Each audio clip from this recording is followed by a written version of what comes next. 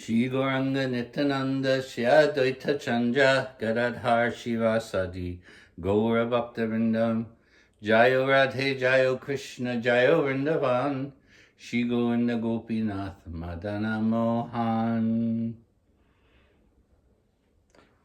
We left off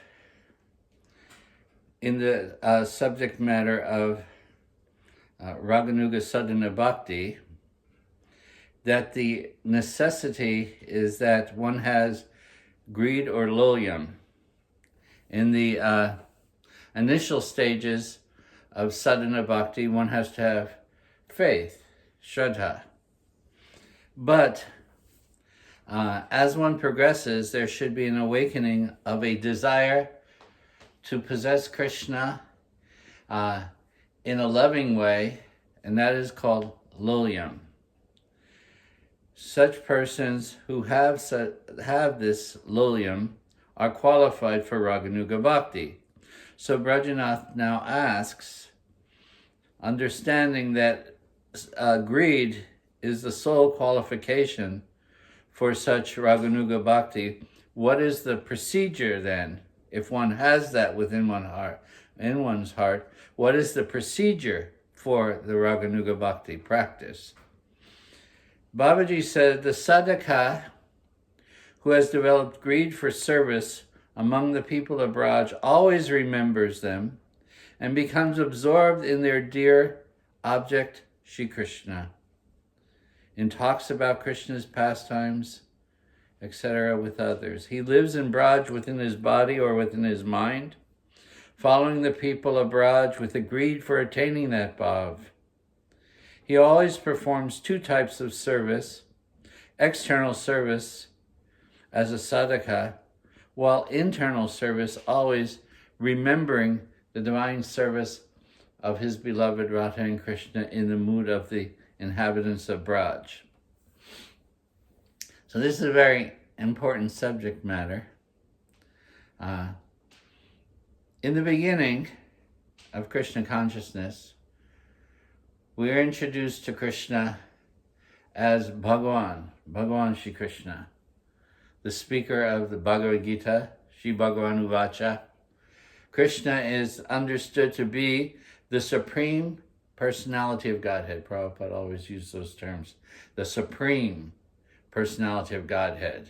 Krishna is true Bhagavan Swayam. He is the original, supreme personality of Godhead. Many other forms of Godhead may be there, but everything emanates from Krishna. Therefore, he is the supreme personality of Godhead.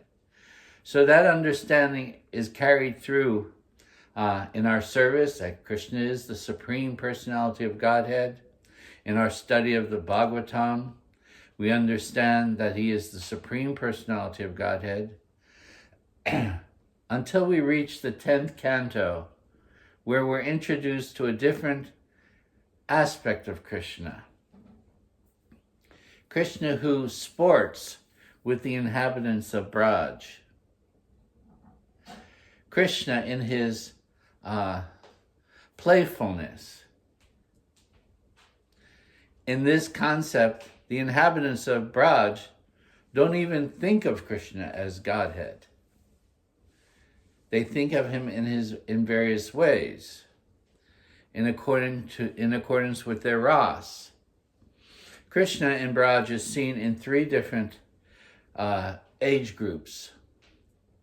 And devotees worship Krishna in accordance with the awakening of their own ras.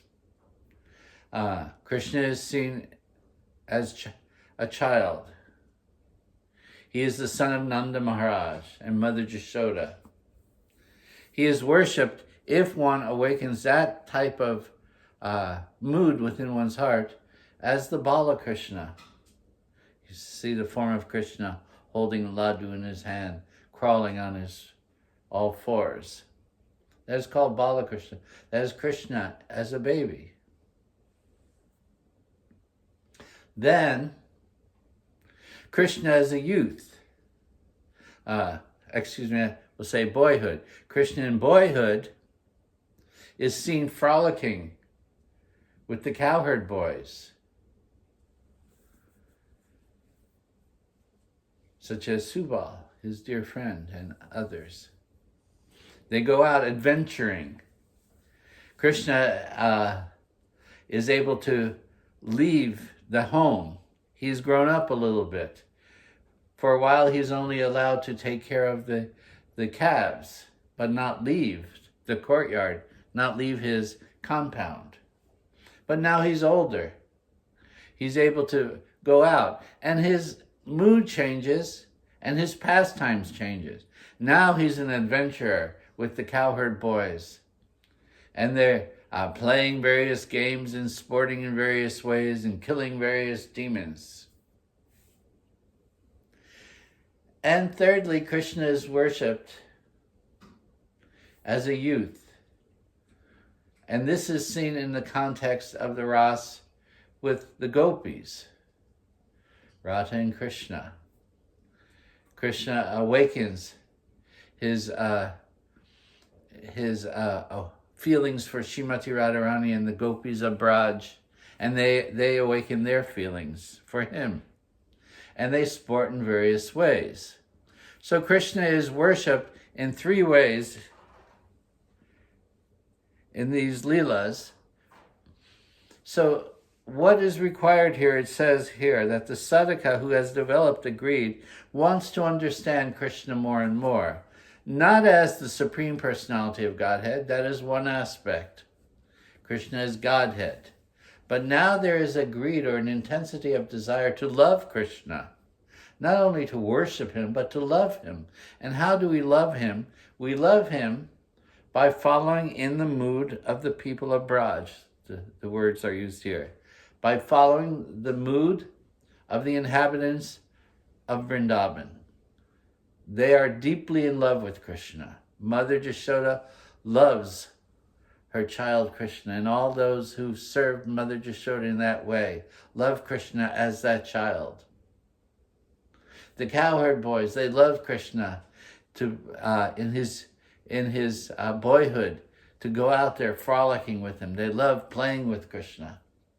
And of course the gopis, they love Krishna in an amorous way. So these are different moods. Those are called rasas. The different ras, or the moods of loving Krishna. That is what is meant by a greed for the service among the people of Braj. So how do we do this? It says, first of all, we should always remember the people of Braj. So our first introduction to Braj comes in that 10th canto. We understand Krishna, who is the cowherd boy, Gopal, Govinda. We can, my prescription for all of those, or all of you who wish to know more about Krishna in this mood, should carefully read Prabhupada's Krishna book. This is an introduction to that, Krishna of Braj. Then one should progress to know more and more about Krishna. I recommend this book, Ananda Vrindavan Champu. This was written by a dear disciple of Lord Chaitanya, or follower of Lord Chaitanya, Kavi Karnapur. Basically, this follows the 10th canto, but elaborates more of the leelas. It gets a little deeper into the leelas and like that. This Ananda Vrindavan Champu that I have and recommend is translated by Bhanu Swami of ISKCON, and it is available either hardback or you can also order it for your Kindle and like that through Amazon. So Ananda Vrindavan Champu takes that 10th canto and relishes it even more by giving us more specifics of those leelas. But still, then, we have to understand the nature of the people. Here we are introduced more or less to the people, but more so about the place and the leelas going on. But we want to know the inner moods. And so there's another wonderful book compiled by Jaiva Goswami called the Gopal Champu. Following Ananda Vrindavan Champu, one can read Jaiva Goswami's Gopal Champu. There, the nature of the inhabitants of Braj, we have to understand their moods of loving Krishna. This is the greed or the intensity that one has to have, that one wants to know more, so therefore one has to apply oneself to study. One has to read these books. One has to read the Krishna book. One has to read the Ananda Vrindavan Champu. Then one can go on and read the Gopal Champu of Jaiva Goswami, understanding. There are more books I'll describe later, but these are some of the beginning books I would recommend. Then it says he lives in Braj in his body or in his mind. That's important. That's why I always took disciples to Vrindavan to introduce them to the Dham and the holy places of Krishna's Leelas. I remember the first time I went to the Dham, to Vrindavan, in 1976, I believe.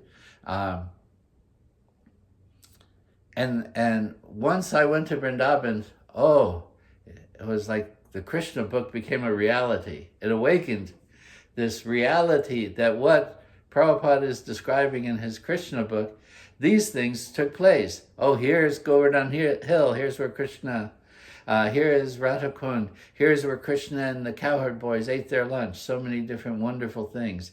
Here's a cave where a different demon would hide, or this or that. So many different wonderful things. So it becomes real. Braj becomes real.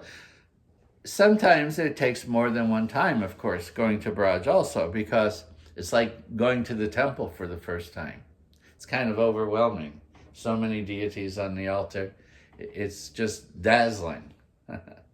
So in the beginning also, one may go to Braj, but not really have the experience of being in Braj, just kind of overwhelmed with the scenarios and moving about here and there and seeing these interesting places.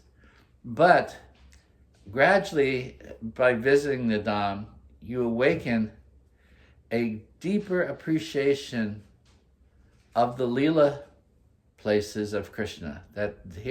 So that sadhus would go to those places and meditate upon those Leelas that took place there.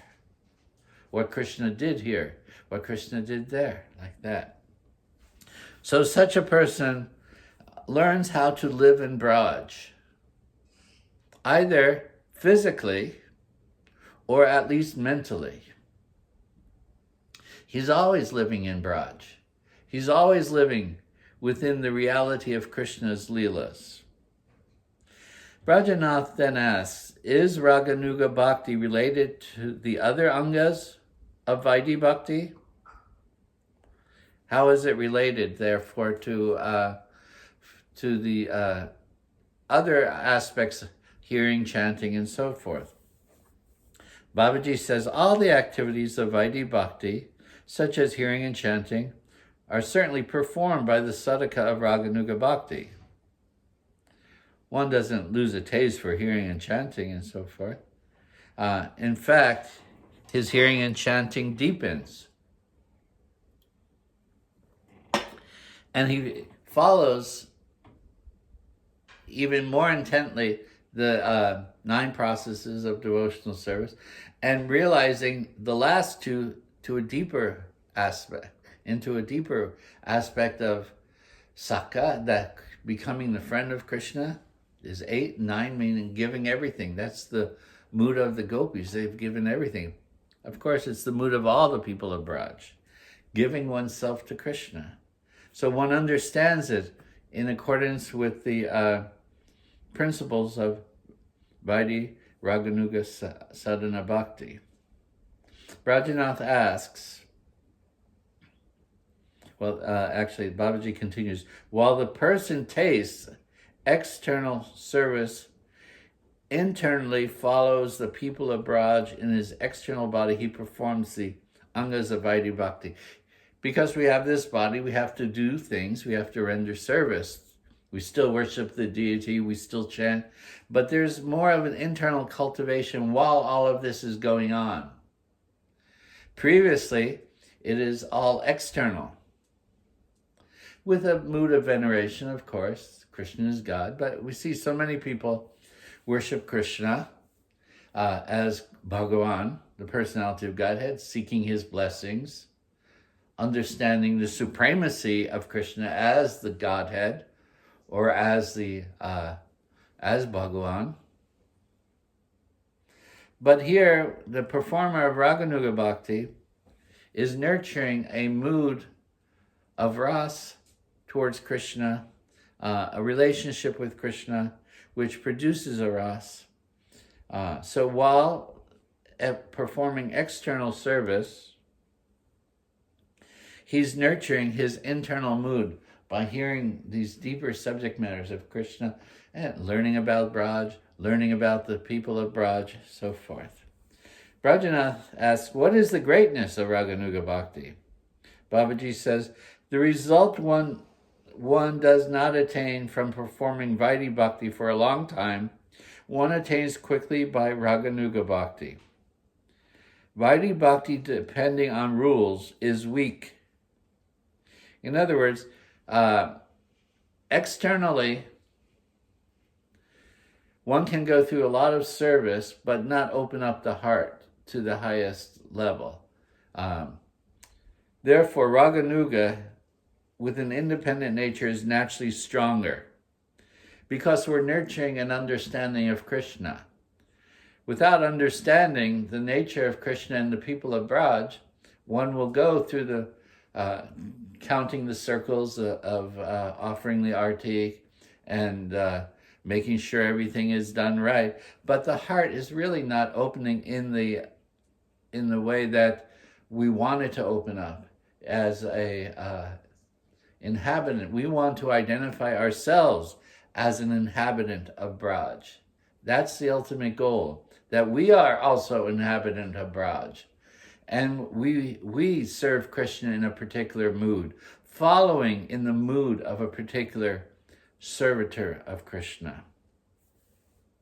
So here he says, this Raganuga Bhakti is naturally very strong. When one develops rag with a particular bhav, while following the people of Braj, one depends at all times on processes like hearing, chanting, remembering, serving, lotus feet, vandana, prayers, and atma nivedana. If a person has a heart free of the material gunas and taste for the following the people of Braj arises, a taste begins to awaken within the heart.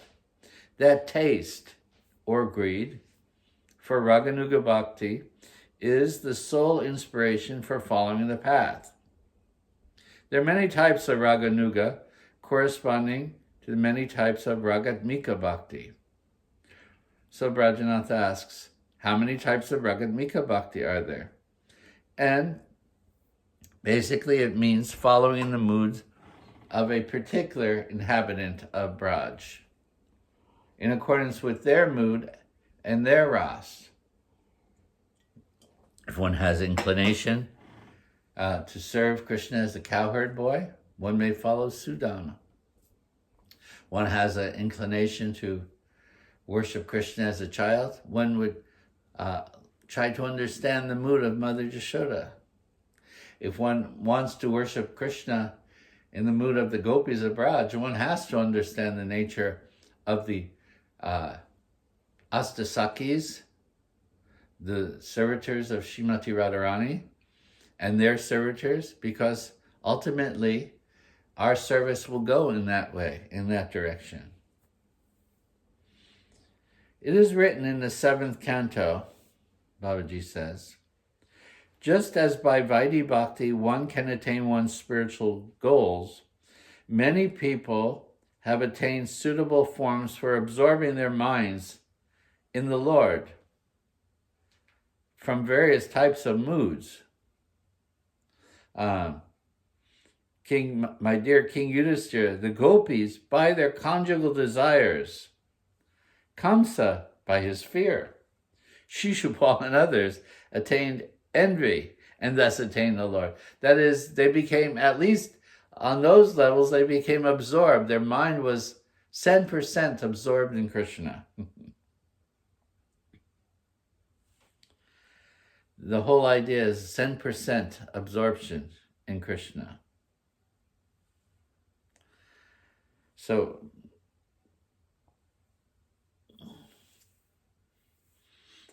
he wants to know then, thus, Raganuga Bhakti has two types.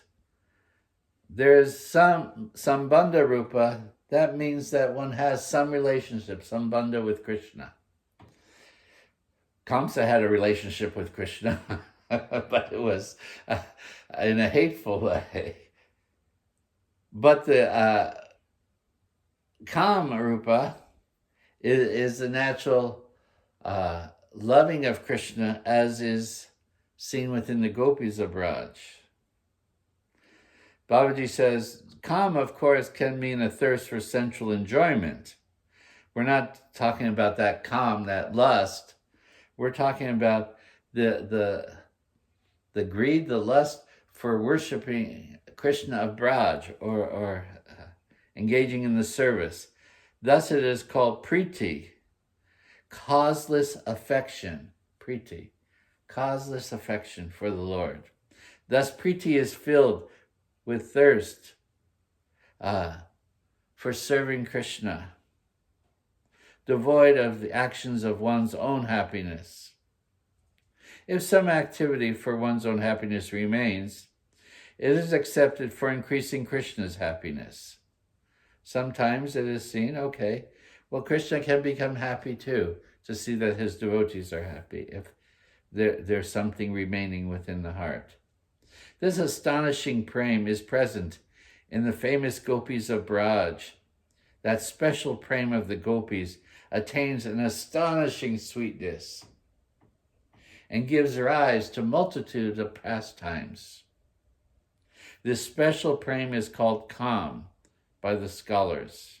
Actually, the gopis' Kam is spiritual and without fault.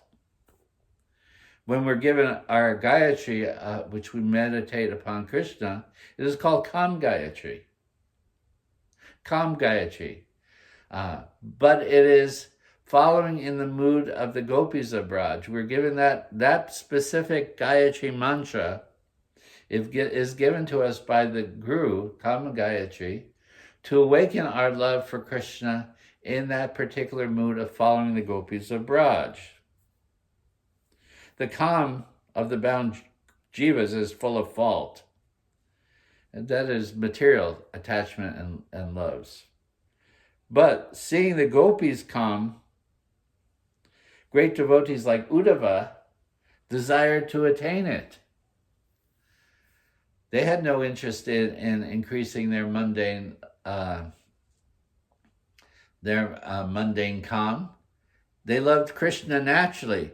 But when they saw the mood of the gopis, that is that's an example of how progression may be there. That there are devotees who, when they see that love of the gopis, desire that, although they may be worshiping Krishna in a different mood. The example is Uddhava.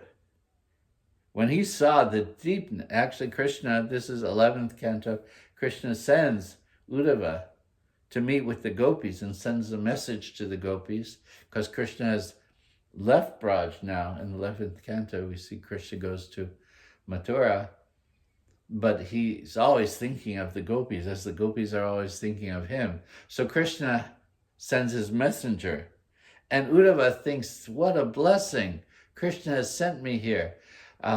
because I get to associate with these gopis of Braj. And what an extraordinary experience it was that I desire to attain that type of love for Krishna. Nothing can compare to the calm of the Braj gopis. It can only be compared to itself. This Kama Rupa Bhakti does not exist in any other place except Braj. Even if we say, well, what about in Mathura? Kubja awakened some calm for Krishna, but that was somewhat desirous of her own enjoyment. That calm is not the same as that of the gopis. So we'll stop at this point here, but now we're being introduced, because Raganuga Bhakti means to be introduced to the nature of Braj and the inhabitants of Braj. And so this introduction is taking place now. That what is Krishna as Braj Krishna? Not as Bhagavan Krishna, but Braj Krishna. Krishna who plays the flute in the Tribhanga form with peacock feather. Who is that Krishna? What is his mood? What are the mood of those who love him, that reside there? That Braj is a special place. Actually, in our readings, we have understood that Uttara, in the Brihad Bhagavatamrita, when she is inquiring from Maharaj Parikshit, she's asking that, I cannot imagine that everyone who worships Krishna can go to that place because of the intensity of love. There must be a special place, she says, there must be, this is her inquiry, and this is the beginning of the Brihad Bhagavatamrita.